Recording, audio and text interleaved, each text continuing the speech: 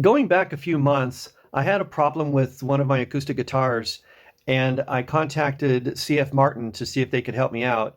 And they brought up the whole humidity situation, right? CF Martin, all the guitar companies, it seems like they want your guitar to be in this pretty unusual narrow margin of humidity and temperature.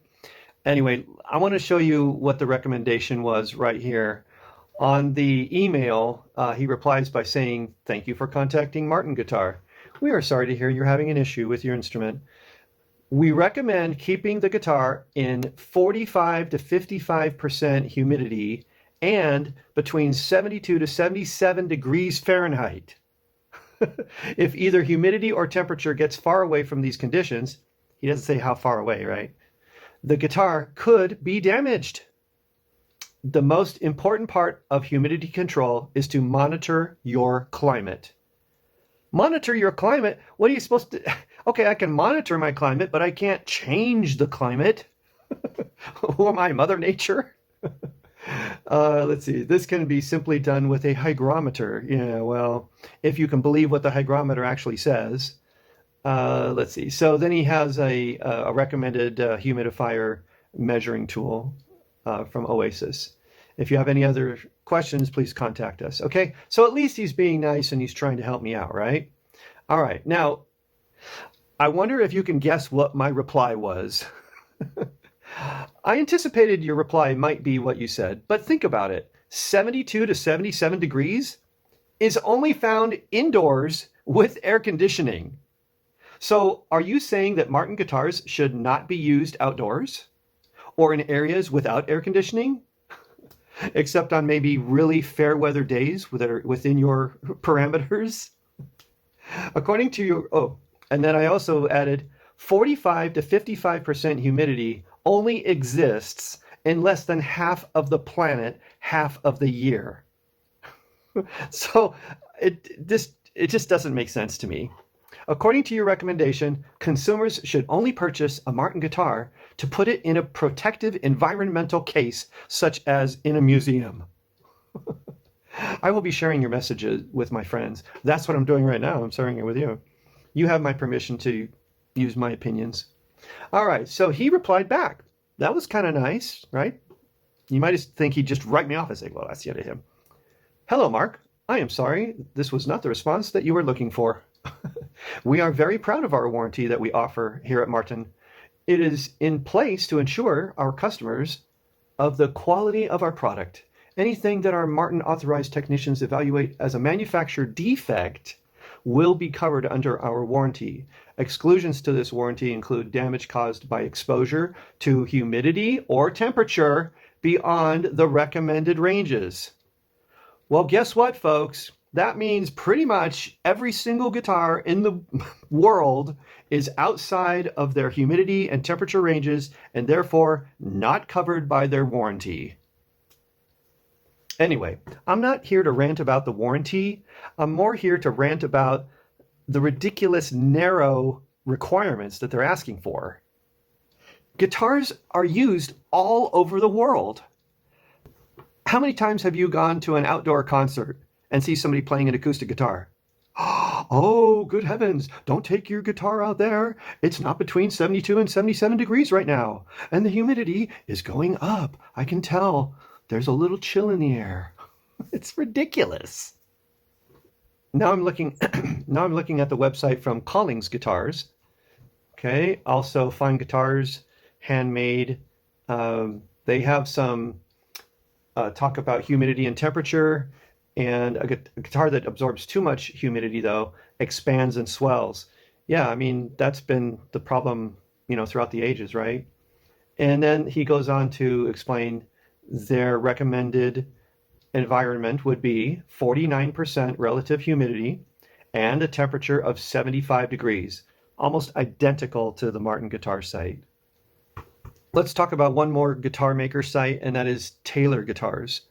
I was surprised on the Taylor guitar site that they have this sentence here. "Taylor guitars are built in a controlled environment where the relative humidity is 46%. I didn't know if that Is that true of Martin or Gibson or anybody else? I don't know. It is essential to maintain a proper moisture level to prevent the adverse effects of dry conditions, such as bad string action and buzzing, protruding fret ends, wood cracking, top sinking, bridge lifting, and other damage to your instrument. As always, your guitar case provides essential protection from drying and other environmental effects. Does it? Only if your case is airtight.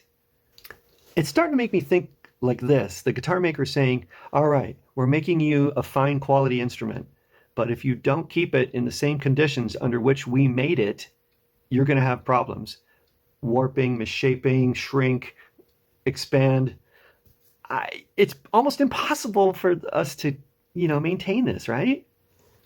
Okay, so knowing this information, I want to kind of get an estimate of how many happy acoustic guitar owners might be in the United States and how many unhappy owners there might be because of their humidity where they live. All right, so it looks like from this map that the purple and blue are lower than what these guitar makers would prefer you to have. Well, guess what? That's exactly where I live. Yeah, bad. Also, it looks like Las Vegas is a terrible place, or the Palm Springs, Mojave Desert, Death Valley area is really, you guys should not ever own an acoustic guitar. It's just too dangerous. You're going to destroy it. So green says 46 to 55% humidity. That would be ideal for these guitar makers, right? So what are we looking at? We're looking at a little bit of Southern California, and then we're looking at almost all of Utah.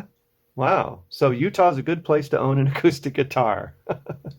A lot of Colorado, Wyoming, about half of Wyoming, and just the west side of Texas only is in that green zone. Let's see. Then everything else, the yellow, the orange, the red, the brown, all of these are higher than what the guitar manufacturers want you to have. And guess what? That is most of the country, folks. So if you guys have an acoustic guitar in all these states, Oklahoma, Nebraska, Kansas, and oh my gosh, you're all doomed because now you guys have to dry out your guitars. And then everybody on the other side of the Mississippi River, you're all wet. Oh, your guitar is just doomed to destruction. Well, acoustic guitar owners, why don't we consider the whole world for a minute, shall we? All right, so I've been studying these world maps for a few minutes, and I've noticed that they have categories of humidity. One's called semi-arid.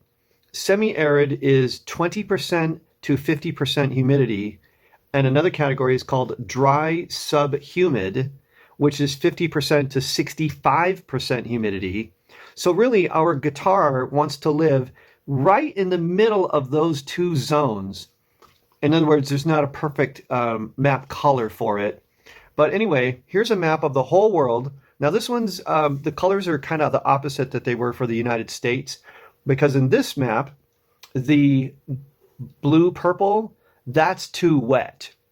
And the red, that's too dry. So on this map, you want to be right in between this blue and this green. Okay, so look at where that is in the entire world. It's not a lot of places, really. In Mexico, there's an area that might qualify, kind of in between this blue and this green zone. Over here on the top of South America, there's a possible place to own an acoustic guitar.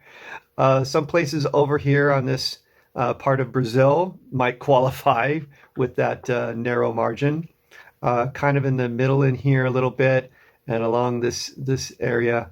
It's really not that much because most of the world is too wet. See all this purple?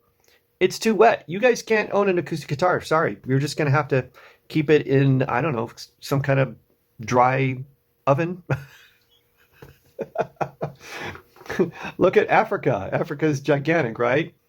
If you go east and west along this, I don't know, a little bit south of the equator, this is a good area to own an acoustic guitar.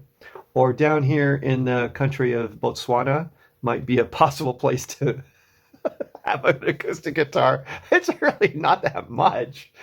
And let's see, some places up here, right, a little bit north of the equator, along parts of Russia up there.